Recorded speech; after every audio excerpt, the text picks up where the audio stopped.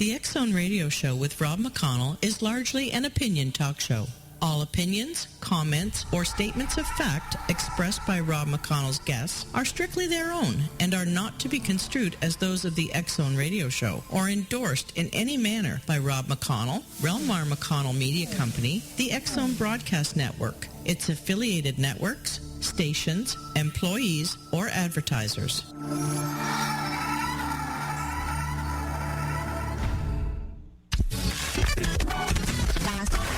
All Hit Radio.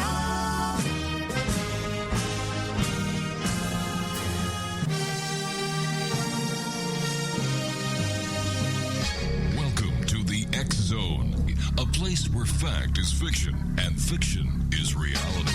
Now, here's your host, Rob McConnell.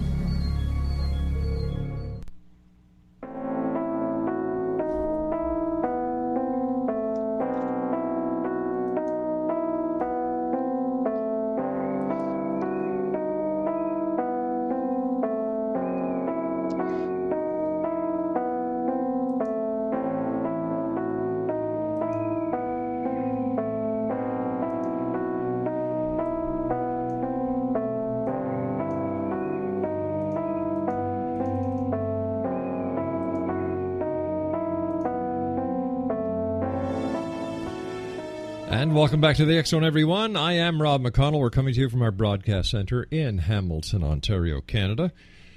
If you'd like to send an email, xzone@xzoneradiotv.com. If you would like to check us out on all social media sites, X-Zone Radio TV, and our website, xzoneradio.com.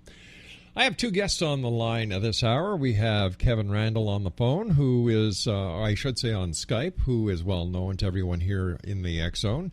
And we also have Charles Stansburge on the phone with us as well from Texas. First of all, to both of you gentlemen, welcome to the show. And Charles, I understand that you would like to clarify something that that was taken out of context the last time you were on the show. Yes. It was about a photo that was taken on a mutilation thing. And I guess I misconstrued what could be done as far as letting the public see it. And I do apologize for that. And I apologize with MUFON as well. And everything's okay now. Excellent. And, you can see the photos and you can see the videos and the statements that any cases. So everything is wide open. Yeah, pretty much. Kevin, welcome to the show, buddy. Do you have anything to add to what Charles just said? Well, the question I would have is, why did Charles believe last Thursday that MUFON had put a embargo on the picture? I don't think they did. I just didn't know. No. The question is, why did you think they did, as opposed to obviously they haven't. I just wondered why you thought they had. I guess because of blood and guts and stuff. I don't know. I was kind of tired that evening, and I probably said a few things I probably shouldn't have, but I didn't. Sorry about that. But what I don't understand is, yes, I mean, we've all seen mutilation pictures and they're all pretty disgusting, but you seem to indicate for this specific picture, and if I understand what was said, there's alien creatures in the picture. Yeah. And there was something that was described as a porthole, and I don't know what that meant. Yeah, it's like a doorway. Either going into the ship or going up to the ship or something. I don't know. There's a craft in the picture as well? No, there's no craft. No, just a porthole. Every single picture that was taken of the mutilations, that is the only one that had anything in it like that. Did you take the photograph? No, the sheriff's department did. The sheriff's deputy took the photograph. Yeah, they took the photographs. What do the alien creatures look like? It looked like a gray. Just The normal, standard gray. not blue. Yeah. Did they? They were kneeling down. You get a idea of how tall they were? Or, clearly, they aren't robust creatures, but do you have an idea of how tall they were? Well, the one I saw was that I could see really good was kneeling down. So I'm assuming probably around maybe 4 or 5 foot. So, when you say you saw, you mean the photograph or the creature? Yeah, the photograph. The photograph. Yeah. You weren't there when the photographs were taken? No. Okay. But is it possible, and here I will be speculating, is it possible that the reason you thought the pictures had been embargoed was because of something the sheriff's department said about them, or was it something MUFON said to you? I mean, why did you think that these particular pictures were embargoed? Well, my thought at one time was the fact that the sheriff's office had everything there, and it was basically their case, their investigation as far as from April, I believe it was, that year, 2013, till at least October, November. And I was assuming that we would get the photos and everything, and we would have access to them to analyze them and go from there. And I'm not sure, I wasn't really sure if they would be able to be in the public's eyes. So basically, you were more worried about the copyright belonging to the sheriff's department and the sheriff's department wanting to maybe withhold the pictures for whatever reason, evidential reasons possibly, as opposed to so you actually wanted to allow the sheriff's department to present the photos to the public before anything else. Is that kind of what you were thinking? Yeah, because when I got there, I was the first one there, and I asked about the photos, and I said, "Can we get a copy of them?" And they gave me a copy, DVD copy of every single photo that was taken over from April to October and November, whichever it was. I can't remember. How many pictures have the aliens in it? A single picture, or is there more than one? Just the one, just that one. And I mean, are the creatures in the picture? I mean, are they distinct? Are they sort of ethereal? Are they clearly part of the photograph, like a human would be standing there? Yeah, I could see it. And the whole thing, the photograph itself, there is a field-like area, and it had a big round circle, and it was counterclockwise. The grass was all laid down. There was a thunderstorm the night before, and where all the ruts were for this guy's scooter thing where we had, it ended at one tree, and then you could see that whole round circle part, and then the like a portal thing was on the right hand side, and this being was knelt down by about 2 or 3 trees back in the background. And this portal, it's been, I guess, people have said porthole as opposed to portal. So it's more like a doorway. Does it have what Yeah. kind of shape does it have? It was oval, a big oval, long oval type. And is there color, or is it shadowy, or what is it like? No, it wasn't colored. It was just a big oval distortion. Okay. In the, I guess in the photo, or just whatever, it was an oval distortion. The sheriff's department is going to allow these pictures to be seen or published, or I mean, how do the real question is, how do I get to see the picture?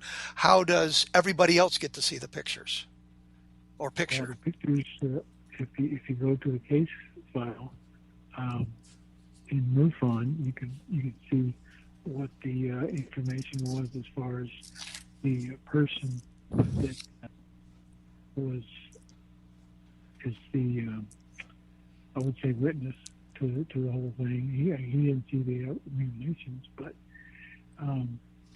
he would see the mutilations the next morning. Usually it was done at night. But as far as the photos, as we have them in the files, so yeah, you could probably see all the photos. You say the MUFON files, and that's a pretty big area. Can you be a little bit more specific? Well, it's all in the CSM files. That's the case. That's the CSM is the case files.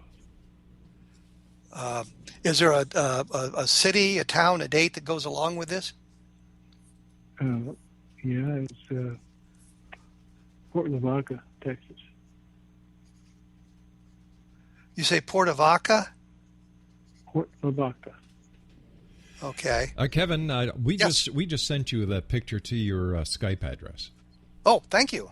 Thought I'd save you some time. And I appreciate that, but I was trying to get enough information so that everybody else could take a look at it as well. Gotcha. Which I'm sure, Rob, with your vast audience, you could probably, get it to the vast majority of the human race, but there might be a few that couldn't get it. So I will take a look at that. Charles, if I may, did the sheriff's deputy take the picture, or did the rancher take the picture? Who actually took the photograph? The deputies are the ones that did the photographs. So the photograph was taken by a deputy sheriff. Yes. Okay. And has this? I'm a retired cop, so when photos are taken, it's basically the award of the police department or sheriff's department, whatever the case may be. And that was part of my thought, in a sense, because of the sheriff's office. I wasn't going to, let's say, interfere with them, but they wanted us to help them see what's going on. Well, I just wanted to be sure that the police hadn't gathered the picture from the rancher, that the sheriff's deputies actually took the photograph, which I think is a very important distinction to make on something like this. Yeah, they took the photos, and you can probably see them on the EMS file. There's the case. Yeah. Okay. And this case took place, you say, in 2013? Yes, sir. And have you done any analysis, or was it Mark D'Antonio? Has he done any analysis of the photograph? I don't have the opportunity to do any analysis on it. MUFON itself does. They got people that can do it. Well, I know Mark D'Antonio is the MUFON guy who does a lot of their photographic analysis, and I wondered if he'd had a chance to see it, and maybe had. Pardon me? I don't know if he did or not. You've obviously submitted a copy of the photograph to the MUFON headquarters? Well, no, the photographs were with the case. And when the case was done, we did our report. And all the photos are in my report, along with the state director's report. And you can see the photos from CMS files in the case. But a copy of that report has been given to MUFON headquarters? Oh yeah, it has to be. Okay. We have to once we finish our field investigation, then we have to do our investigating, or our investigation itself, type it all up and do whatever the case may be, and then put it up into the CMS files. But you understand the purpose of the question is because an awful lot of us aren't members of MUFON, so we don't understand the lines of communication, the lines of authority. And I just wanted to make sure that the information had been... Here's the thing on cases. Once a case is completed by the investigator, then we have a report we have to do. And once we get that report done, then we upload it into the CMS files, and then it has to be approved. Once it's approved, then it goes to the public in the latest 20 cases. And then all you have to do is when you go in there to MUFON, you can actually type in a case number and it'll bring it up. Do you have the case number? Not with me right now, no. Okay. And you don't remember it off the top of your head? No, I don't. It was 60, 600, or 6 whatever. I can't remember. Well, I don't blame you in the least on that. You've investigated a lot of these cases, cattle mutilations and UFO sightings? A lot of UFO sightings, yes. That was the first mutilation that I went to here in Texas. I went to, while I was living in Colorado, I had a lady call me about a horse that was mutilated. And I went in and talked to her about it, but it was way back in the 60s, and the case was already done. Would that be Lady the Horse, which is called Snippy by most of the media? No. It was a different one then. Yeah. Did you, and you know, I'm having a little bit of trouble hearing you, so please excuse my redundancies here. But did you say you lived in Colorado, or you just were visiting there, or went there to investigate this case? I grew up in Colorado. I was a state trooper there. Well, the reason I ask is because I grew up in Colorado. Oh, you did? Huh? Yes, I grew up in Aurora. I grew up in City. Pardon me, where? Commerce City.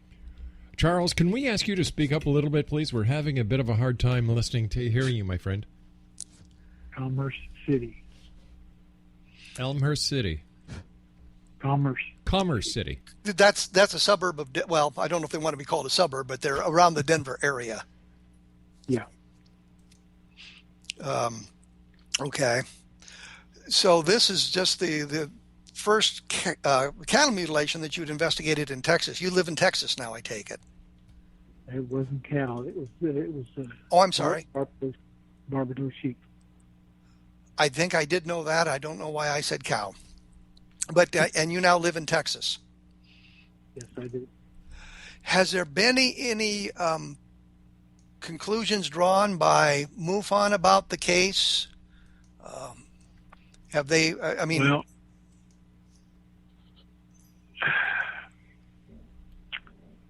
let me put it this way: everybody has their thoughts, and mine is that it was not predators, but the case had been put in as predators. So even with the photograph of the alien creature? Yes, sir. That seems a bit I'm not odd. going to lie about what's there. So the MUFON conclusion is it was predators had gotten to the sheep. That's what we believe, yes. Did they draw any conclusion about the alien creature in the No. photograph? Nobody has done anything like that, no. So, That I know of. So while your end of the case has been completed, you've investigated the mutilation, you've talked to the rancher, you've talked to the police, the sheriff's deputies and all that, you've written your report and forwarded it up the chain of command. There was 3 of us. And one of them was our chief investigator, and the other one was state director. And their conclusion, even with the photograph, and the conclusion was that it was predator damage. Yes. Okay. Seems a bit odd to me, but okay. Listen, I'd like to suggest something, gentlemen. We have to take a commercial break. We missed one break on purpose so that we could let you and you both converse and bring this case to light. What I'd like to do is I'm going to take a break now. And we're going to do the news a little early, but then we're going to play the radio show or the radio interview or the radio, I should say, the interview or the radio report that was first done on the Roswell case going way back to 1947. And Kevin, that'll give you a time to look at the picture yourself, so you'll have a better idea of what Charles is talking about. Okay.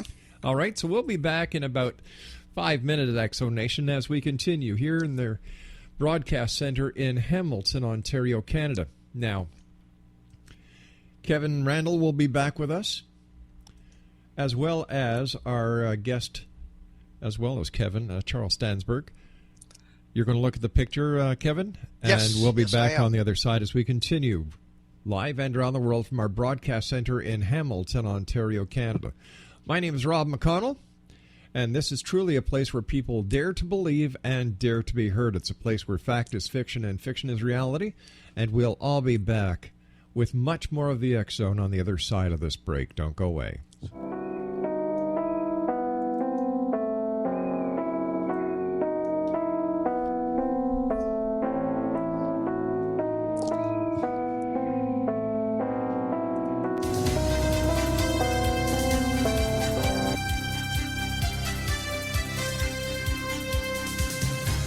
From the International Desk at the Canadian News Network in Hamilton, Ontario, Canada, I'm Rob McConnell.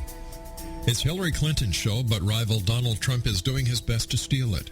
The Democrats' historic handoff to Clinton arrived with affection from one ex-president and an endorsement from an outgoing one, but also came with a warning. The last glass ceiling isn't shattered yet, and the Republican nominee is a formidable and unpredictable foe. Clinton formally captured the Democratic nomination Tuesday night and declared the barrier keeping women from the presidency nearly broken. Her husband, former President Bill Clinton, offered a personal testimonial, and President Barack Obama was on deck to make the case for electing his former Secretary of State. President Barack Obama's decision to identify Russia as almost certainly the culprit in hacking the Democratic National Committee and releasing politically embarrassing emails fits his administration's new way for openly blaming foreign governments for such break-ins. Even as the U.S. continues to secretly hack its own adversaries, Obama is raising the stakes for countries caught behind the keyboards engaging in cyber espionage, including major powers like Russia and China. Obama traditionally avoids commenting on active FBI investigations, but he told NBC News on Tuesday that outside experts have blamed Russia for the leak and appeared to embrace the notion that President Vladimir Putin might have been responsible because of what he described as Republican presidential nominee Donald Trump's affinity for Putin. Prosecutors on Wednesday dropped all remaining charges against 3 Baltimore police officers who were still awaiting trial in Freddie Gray's death, blaming police for a biased investigation that failed to produce a single conviction. The decision means that no one will be held criminally responsible for the death of Gray, a 25-year-old black man whose neck was broken while he was unrestrained in the back of a police van going back to April 2015. A judge had already acquitted 3 other officers, including the van driver who prosecutors considered the most responsible, and another officer who was the highest ranking of the group. The world is at war, but it is not a war of religions, Pope Francis said Wednesday as he traveled to Poland on his first visit to Central and Eastern Europe in the shadow of the slaying of a priest in France. The killing of an 85-year-old priest in a Normandy church on Tuesday added to security fears surrounding Francis's 5-day visit for the World Youth Day celebrations, which were already high due to a string of violent attacks in France and Germany. Polish officials say they have deployed tens of thousands of security officials to cover the event. A New Jersey man who spent 3 weeks looking for survivors in the days after the 9/11 attacks is using billboards in a push to have his kidney disease added to the list of covered conditions by a fund to help Ground Zero workers with health problems. Mike Megna has a rare kidney disease he believes was caused by dust from the rubble of the fallen World Trade Center towers. The 44-year-old West Milford resident has rented 2 billboards in New Jersey near New York City that pleaded, "Add a kidney disease for 9/11 rescue workers." The signs include Megna's name and picture. From the International Desk at the Canadian News Network in Hamilton, Ontario, Canada, I'm Rob McConnell.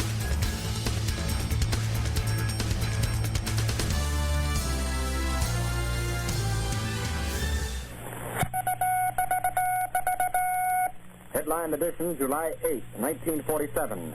The Army Air Forces has announced that a flying disc has been found and is now in the possession of the Army. Army officers say the missile, found sometime last week, has been inspected at Roswell, New Mexico, and sent to Wright Field, Ohio, for further inspection. Russia has demanded UN action to get all foreign military personnel out of Greece. Southern soft coal operators have not yet reached agreement with John L. Lewis, but the rest of the soft coal industry has resumed production. The House of Representatives has passed the tax reduction bill by more than the 2/3 which would be required to override a veto. Headline edition will bring you special reports and interviews in a moment. The American Broadcasting Company and affiliated stations present Headline Edition with Taylor Grant. From all over the world, wherever the day's headlines are made, Headline Edition brings you accurate, timely reports on the news behind those headlines, plus informative in-person interviews with the men and women who made the headlines today. Today's edition presents a roundup of the latest developments in the finding of a flying disc, an eyewitness report of today's significant action in the UN Security Council. Ohio Congressman Thomas A. Jenkins commenting on today's House action on tax legislation, a special report on the status of soft coal negotiations, and the details of today's All-Star baseball game reported from Chicago. Stay in step with history in the making. Stay tuned to Headline Edition. And now, here's Taylor Grant. Late this afternoon, a bulletin from New Mexico suggested that the widely publicized mystery of the flying saucers may soon be solved. Army Air Force officers reported that one of the strange discs had been found and inspected sometime last week. Our correspondents in Los Angeles and Chicago have been in contact with Army officials endeavoring to obtain all possible late information. Joe Wilson reports to us now from Chicago. The Army may be getting to the bottom of all this talk about the so-called flying saucers. As a matter of fact, the 509th Atomic Bomb Group headquarters at Roswell, New Mexico, reports that it has received one of the discs which landed on a ranch outside Roswell. The disc landed at a ranch at Corona, New Mexico, and the rancher turned it over to the Air Force. Rancher W.W. Brizzell was the man who discovered the saucer. Colonel William Blanchard of the Roswell Air Base refuses to give details of what the flying disc looks like. In Fort Worth, Texas, where the object was first sent, Brigadier General Roger Ramey says that it is being shipped by air to the AAF Research Center at Wright Field, Ohio. A few moments ago, I talked to officials at Wright Field, and they declared that they expect the so-called flying saucer to be delivered there, but that it hasn't arrived as yet. In the meantime, General Ramey describes the object as being of flimsy construction, almost like a box type. He says that it was so battered that he was unable to determine whether it had a disc form, and he does not indicate its size. Ramey says that so far as can be determined, no one saw the object in the air, and he describes it as being made of some sort of tinfoil. Other Army officials say that further information indicates that the object had a diameter of about 20 to 25 feet, and that nothing in the apparent construction indicated any capacity for speed, and that there was no evidence of a power plant.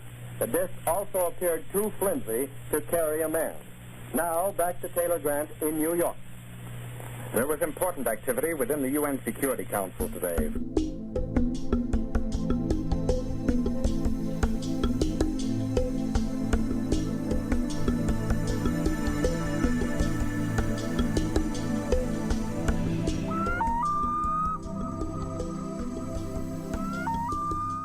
And welcome back, everyone. This is the X-Zone. I am Rob McConnell. Our guest this hour, Charles Stansburge, and, of course, Kevin Randle. Gentlemen, welcome back. Thank you, Rob. Kevin, did you get the photo? I have the photo. It's huge, 1.2 megabytes. Where is the alien creature in the photo? You have to look towards the trees. Toward the trees. In the middle of the photo. In the middle of the trees. Okay. In the middle of, all the way back to where the trees are. And he's in the trees? Right there next to the tree, yes. I see the portal. I see the portal that you've talked about. And where is he in? Wait a minute. Where is he in relation to that? Is he off to the left? Yes.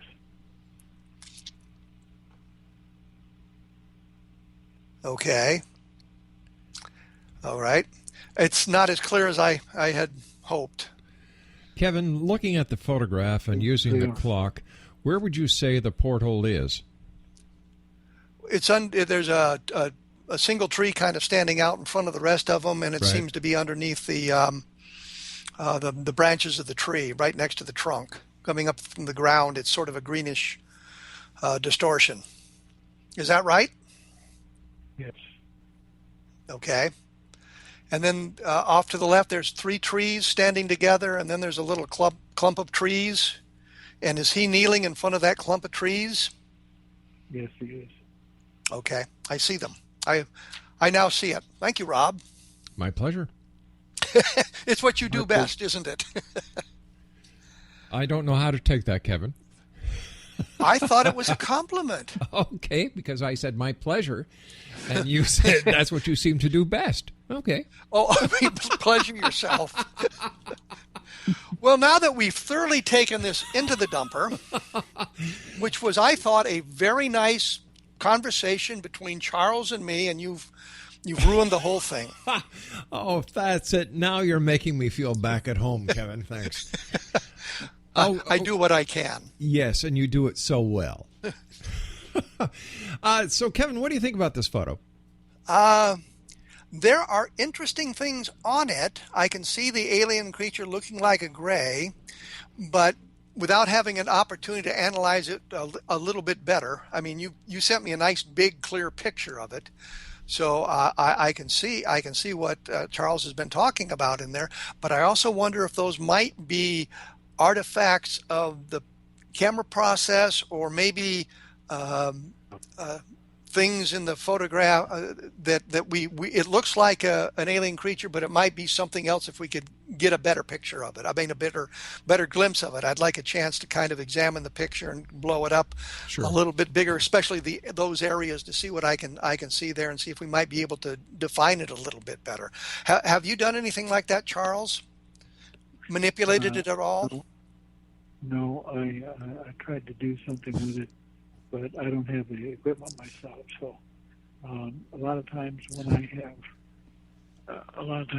have photos and stuff, I put in a little excerpt to my case stating, "Can you please analyze these photos for me and the witness?"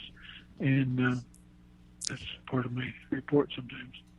But you don't know if do you know who Mark D'Antonio is? I've heard of his name, yes. Because he's a photo expert in MUFON. I've met him a couple of times. Real nice fella. Yeah. When the New Jersey guys were doing the weather balloons with the flares on them, trying to generate UFO sightings to prove how credulous UFO reporters were, meaning people who'd seen them. Mm-hmm. He was the one that looked at the raw footage and said immediately it was either Chinese lanterns or balloons with flares on it. So, I mean, he's very good at what he does. I'm sorry about that, guys. Gremlins again. Oh, well, it's when you get into a good conversation about some kind of a UFO activity, they just don't want us to discuss it. So, however, we will continue with or without gremlins.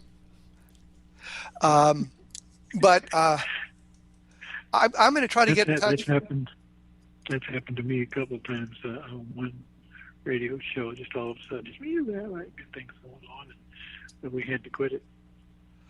I'm going to try to get in touch with Mark and see if maybe he can take a look at it and see what he can determine. Because it's an interesting photograph. There's no question about that. It's an interesting photograph. Mm-hmm. But I wonder if the things that we see in there might not be artifacts of the camera. Was this a digital camera or was it on film? I believe it was a digital camera. Digital camera, okay. That's the one that they carry, and usually most police officers do. Yeah, I was going to say at this point, I think almost everything is digital. Film might give us a little bit better picture, but I'm going to try to get in touch with Mark and see if he can take a look at it and see what we might be able to determine from it as well. Because it is an interesting picture. And now that I knew that the creature in the portal is in the tree line, I mean, I was able to spot them. The picture is so large that, you have to look at it in segments. I can't even see the dead animal. I cannot really see the tire tracks and the little sort of mud puddle down toward the bottom with it on my computer the way it is now. So it's I haven't seen the whole thing in one vast picture, but I can see the important parts here. So I need an opportunity to study this a little bit more, but it is intriguing. It is absolutely intriguing. But you say the MUFON people have determined that the animal was either killed by predators or attacked by scavengers. Yes. He said yes. Yes, I know. Okay. I was thinking. I know it was dead air, and we don't want to do that. No, I just thought you had problems hearing him. That was all. I understand. Trying to keep the conversation rolling here is what I'm trying to do. Rolling.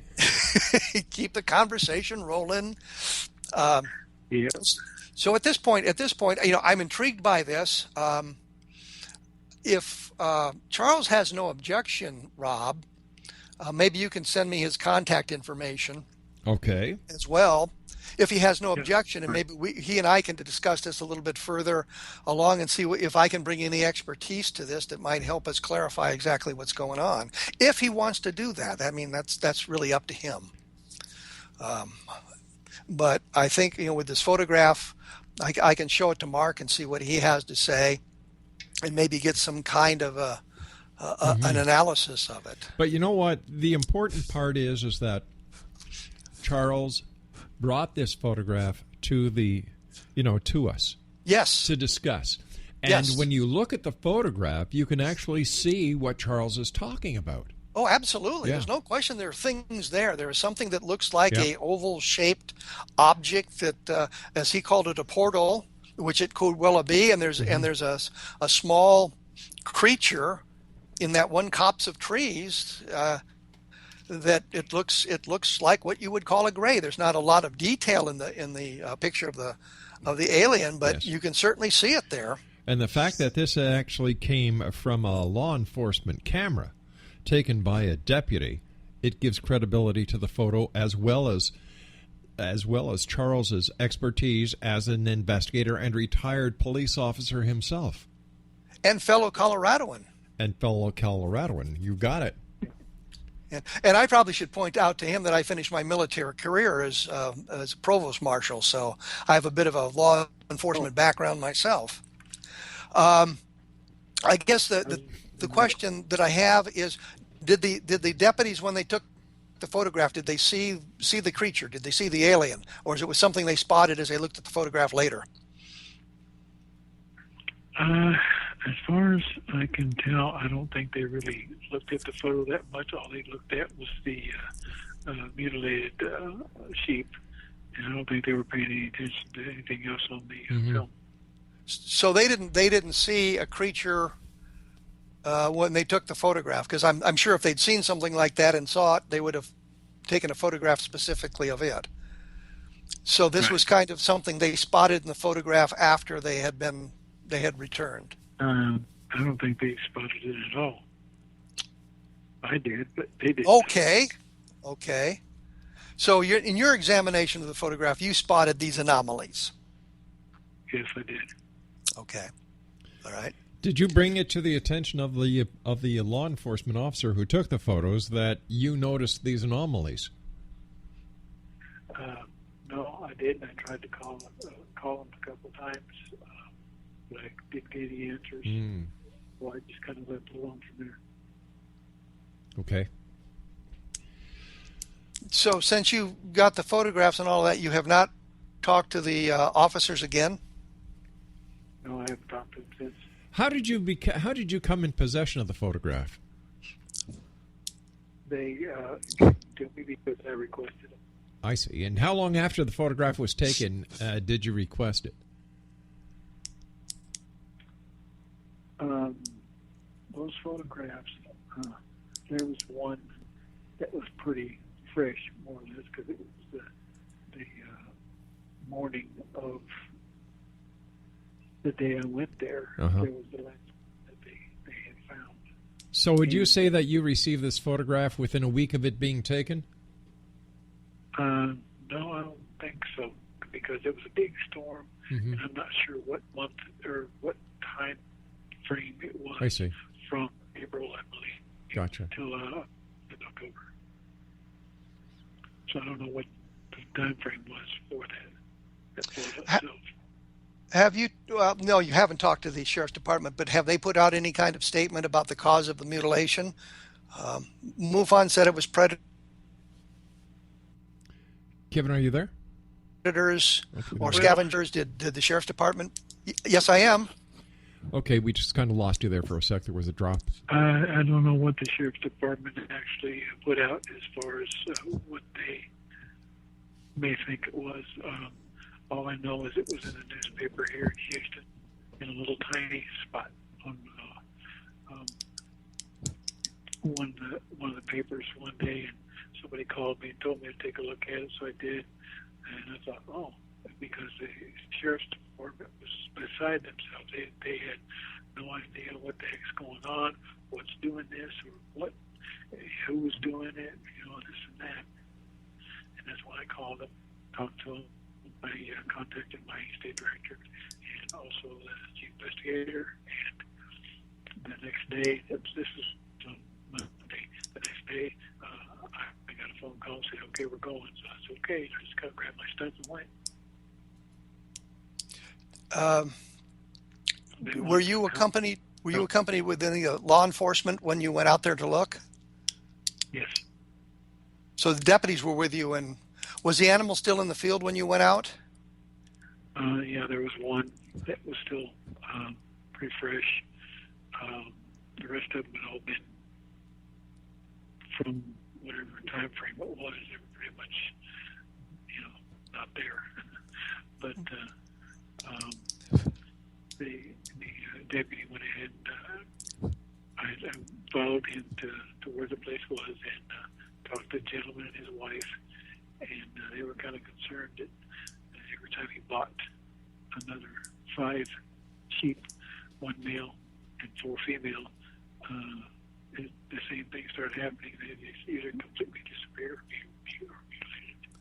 mutilated. How many animals had he lost? Let's see. Let's put it this way. He started out with about 52, I believe it was. He sold 19. And then the rest of them started disappearing and stuff, and after that he just kept buying 5. I'm not sure the total. But it's probably so he's lost a number. He'd lost a number of animals. Yeah. Yes. Do they have a problem with feral hogs in that area? No, not that I know of. Well, I know in Texas that's quite the problem in some areas, attacking livestock. Yeah. Well, here's the thing. These Barbados sheep are in the same area, basically, of the goats that they have. And they had 3 yearling goats, which are all white. And those goats were never touched, just the sheep. That's interesting. Mm-hmm. Kevin, when you look at the carcass of the animal, I can't see where anyone could mistake this as a predator or some other kind of scavenger going after the animal, because it doesn't seem to have predatory marks on it or scavenger marks on it. I can't see evidences of teeth marks or anything like that, but I do know that the scavengers go for the softest tissues first. And so you would get it at the soft belly and that sort of thing. And the eyes, I don't see, let's see, the eyes are, the eyes seem to be intact, but it's the soft belly that has been exposed. So. Just the reproductive organs were taken. Pardon me? Just the reproductive organs were taken. And those are the soft tissues. It seems like the belly has been ripped open as well. I don't think it was ripped, but yeah, it might have been. But I know that if you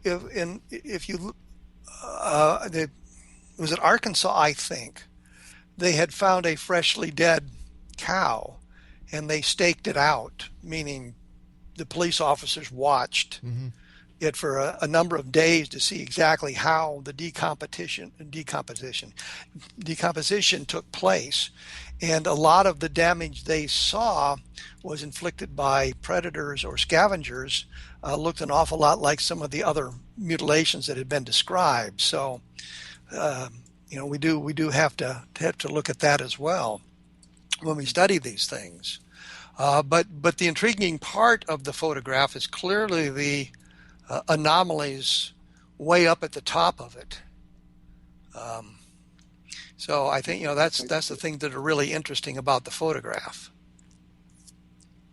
Yeah, pretty good. How long have you had the photograph? Since in my report, my reports I have, I've got the idea of it since October, I believe it was 2013. And how long after you got the photograph did you spot the anomalies? Probably, thinking 5-6 weeks, I guess, month and a half, somewhere in there, because I kept thinking something's wrong here. Mm-hmm. And I even showed a friend of mine, and he said, "There's something there, look hard." And I said, "Okay," so I started looking hard at it, and I went, "Oh my God, what do I see?"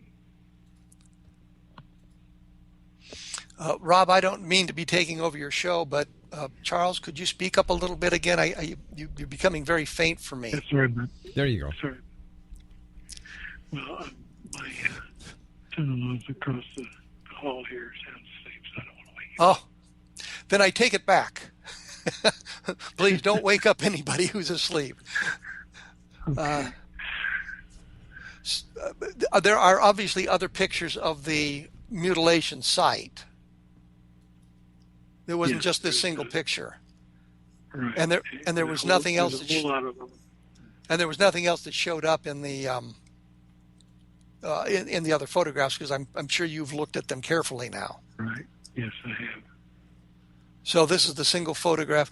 Are the other photographs? Do they have that same area of the field in view? No. So this is the only photograph that has that area of the trees in view.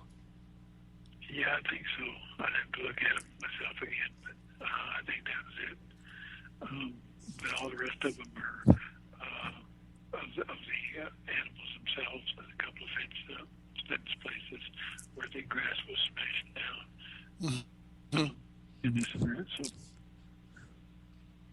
Does the rancher, which is kind of a non secular here, but does the rancher get paid for the loss of his animals? Does insurance cover it? So. Unless he, I don't know. I don't know if he has insurance on him or not. I have no clue.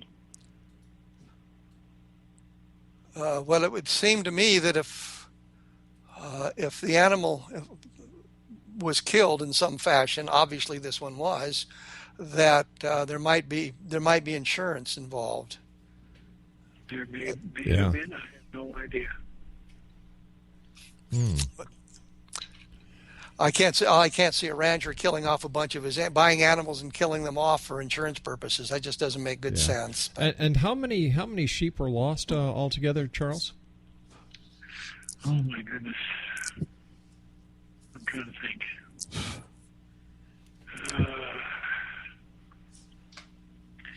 19 from 50 by 20, 30, roughly, probably about 30.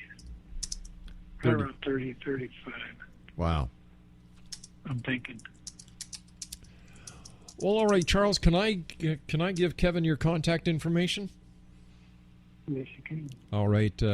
Charles, we're going to let you get back to sleep, my friend. Thank you so much for joining us, Charles. And as you know, I've told you this before, and it comes from the bottom of my heart. You are welcomed here any time. Appreciate it. Thank you. All right. We consider you a friend here in the X Zone. Don't forget that, buddy. Okay. All right. You take care of yourself, Charles. Oh, all right. Thanks, Charles. Wow. Mm-hmm. So, Kevin, I will send you all his contact information. Okay. We have that photo. After having looked at the photo, after having talked to Charles, and first of all, Kevin, thank you so much for coming on and speaking to Charles. It's much appreciated.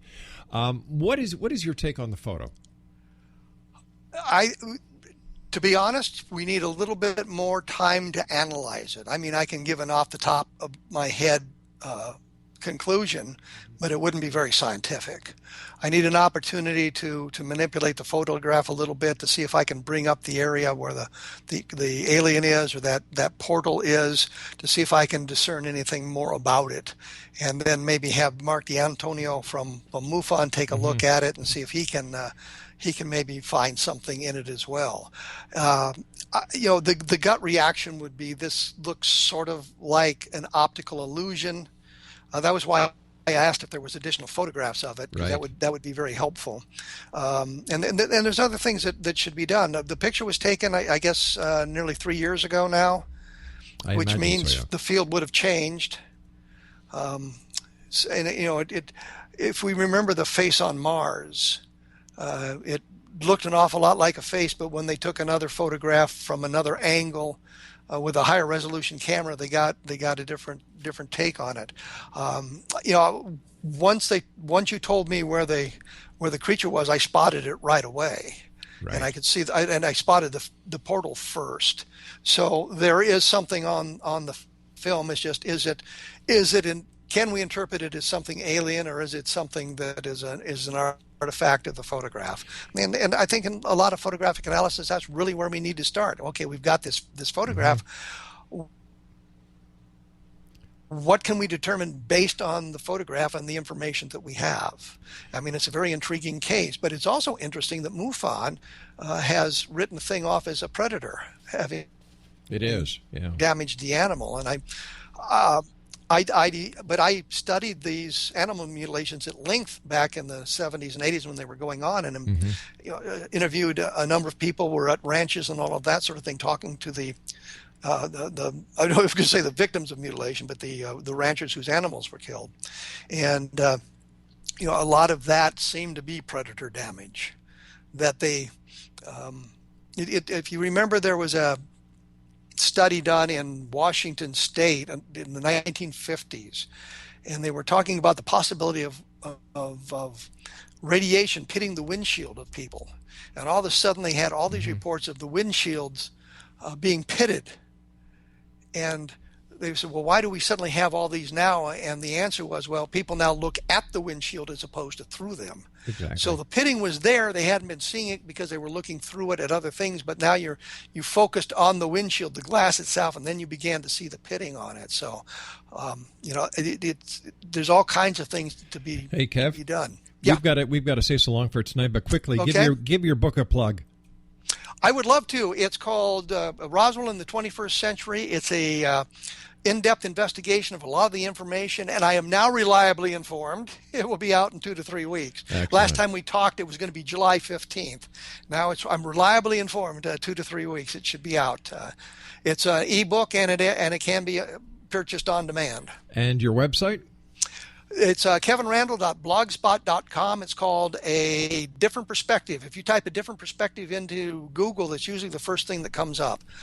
So it's there. And a lot of the cases that I've studied, if you type in the case, an awful lot of times you get to my website, my blog first as the initial place to look for it. And we've just done a long thing on the Lonnie Zamora sighting from 1964. I put up some stuff, and then we've had other people discussing it.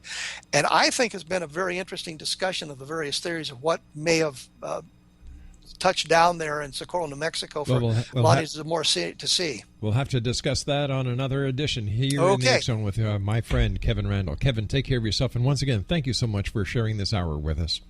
Glad to do it. Thank you for the opportunity. Take care, my friend. Okay. Exonation, I'll be back on the other side of this break with the news as we continue here in the X-Zone from our broadcast center in Hamilton, Ontario, Canada. When we come back, Douglas DeLong from the Mystery School in Saskatoon, Saskatchewan joins us. Whatever you do, don't go away. My name is Rob McConnell. And we're heard live and around the world on the X-Zone Broadcast Network and on TalkStream Live. Don't go away.